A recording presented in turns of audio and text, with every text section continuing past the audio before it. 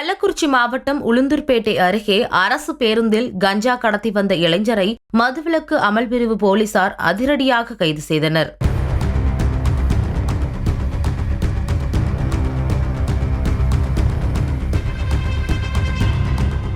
திருக்கோவிலூரில் இருந்து எலவனூர் சூர்கோட்டை வழியாக உளுந்தூர்பேட்டை நோக்கி செல்லும் பேருந்து ஒன்றில் கஞ்சா கடத்தப்பட்டு வருவதாக போலீசாருக்கு ரகசிய தகவல் கிடைத்தது.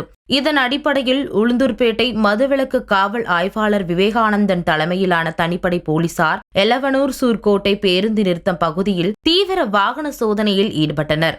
அப்போது அந்த வழியாக வந்த ஒரு பேருந்தில் சந்தேகத்துக்கு இடமான வகையில் பயணம் செய்த இளைஞரை பிடித்து போலீசார் விசாரணை நடத்தினர். விசாரணையில் அவர் கள்ளக்குறிச்சி மாவட்டம் திருக்கோவிலூர் அருகே உள்ள குள்ளமுருட்டி புவனம் கிராமத்தை சேர்ந்த 28 வயதான ஐயப்பன் என்பது தெரியவந்தது. அவர் முன்னுக்கு பின் முரணாக பதிலளித்ததால் சந்தேகமடைந்த போலீசார் அவரிடம் நடத்திய தீவிர விசாரணையில் திருக்கோவிலூரில் இருந்து சென்னைக்கு கஞ்சாவை கடத்தி செல்ல முயன்றதை ஒப்புக்கொண்டார். இதையடுத்து அவர் பதுக்கி வைத்திருந்த 13 கிலோ கஞ்சா பொட்டலங்களை பறிமுதல் செய்த போலீசார் ஐயப்பனை கைது செய்தனர். பின்னர் அவர் மீது வழக்கு பதிவு செய்யப்பட்டு உளுந்தூர்பேட்டை குற்றவியல் நீதிமன்றத்தில் ஆஜர்படுத்தப்பட்டார்.